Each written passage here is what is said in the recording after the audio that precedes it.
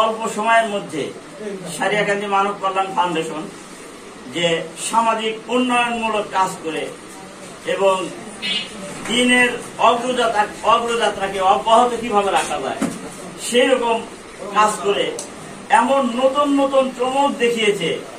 আজকের অনুষ্ঠান থেকে নিয়ে অগ্রযাত্রার পর থেকে নিয়ে এর মাঝে যত চমক দেখিয়েছে, আমার জানা মতে এই কোন দাতব্য সংগঠন এইরকম কোন মানে ব্যাপকভাবে সফলতা লাভ করতে পারে আমার জানা মতে। আমি এই জন্য সারিয়াকান্দি মানব কল্যাণ ফাউন্ডেশনের সভাপতি ডাক্তার মোহাম্মদ রিটন ভাই সহ এর সমস্ত সদস্যবৃন্দ এবং সার্বিকভাবে অতিথি হিসাবে যারা এ পর্যন্ত সহযোগিতা করে এসেছেন, আমার পক্ষ থেকে সবাইকে ধন্যবাদ এবং শুভেচ্ছা।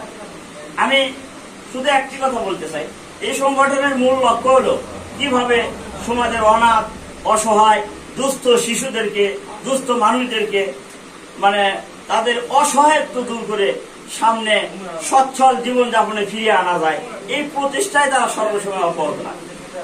আমি একটা কথা বলতে চাই, আমরা সবাই এই ফাউন্ডেশনের সভাপতি যারা সদস্য আছে সবাইকে আল্লাহ রাব্বুল আলামিনের কাছে দোয়া করি যেন সবাই তাদের এই কাজগুলোকে আরো সামনের দিকে এগিয়ে নিয়ে যেতে পারে।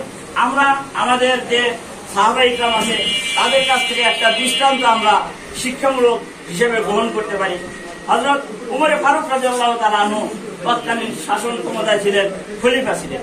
খলিফা থাকা অবস্থায় হযরত উমর ফারুক রাদিয়াল্লাহু তাআলা আনহু সবাই যখন ঘুমিয়ে যেতেন, তিনি রাত্রির অন্ধকারে তার সাম্রাজ্যের অলিতে গলিতে, যেখান দিয়ে দিনের বেলা মানুষ চলাচল করতো না, এইরকম অলিতে গলিতে হযরত উমর ফারুক রাদিয়াল্লাহু তাআলা আনহু ঘোরাফেরা করতেন যে আমার সাম্রাজ্যের ভিতরে কোন দুস্থ, অসহায়, অনাথ শিশু এবং মানুষ এবং পশু কোথাও কোন কষ্টে আছে কিনা।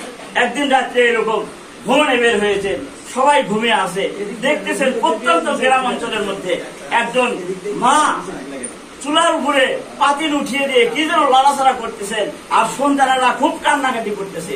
কান্নাকাটি করতে করতে এক পর্যায়ে সন্তানেরা ঘুমিয়ে যায়, কিন্তু মা পানিগুলো লাগতেই থাকে। এক পর্যায়ে হযরত উমর ফারুক রাদিয়াল্লাহু তাআলা আনহু বাড়ির ভিতরে গিয়ে বলে, মা কি পাক করে? বলে, বাবা পাক করার তো কিছু নাই, আমার ঘরে তো চাউল নাই, খাওয়ার মতো কোনো কিছু নাই, সন্তানগুলা ছিল ক্ষুধার্ত, তাদেরকে বুঝ দেওয়ার জন্য আমি পাতিলে চুলার উপরে উঠে কিন্তু কিছু পানি নিয়ে আমি চাল করতেছি, যেন তারা সান্ত্বনা পায় যে আমাদের জন্য কোনো কিছু তৈরি হইতেছে। এরকম করে যেন ঘুমায়া যায়, তারা ঘুমিয়ে গেছে। বলে, মা তোমার কাছে কোনো রাষ্ট্রীয় সহযোগিতা আসেনি? বলে, না, আমাদের আমিরুল মুমিনিন তিনি তো আমাদের খবর নেন না। উমর রাদিয়াল্লাহু তাআলা নিজে তিনি আমিরুল মুমিনিন এবং তৎকালীন বাদশা।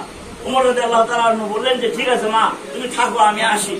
এরপরে ওই রাত্রিতে হযরত উমর ফারুক রাদিয়াল্লাহু তাআলা একা রাষ্ট্রীয় কোষাগারে এসে খাদেমকে ডাক দিয়ে উঠিয়ে রাষ্ট্রীয় কোষাগার থেকে ময়দা, আটা, চিনি, তেল যা যা প্রয়োজন একটা বস্তা করলেন।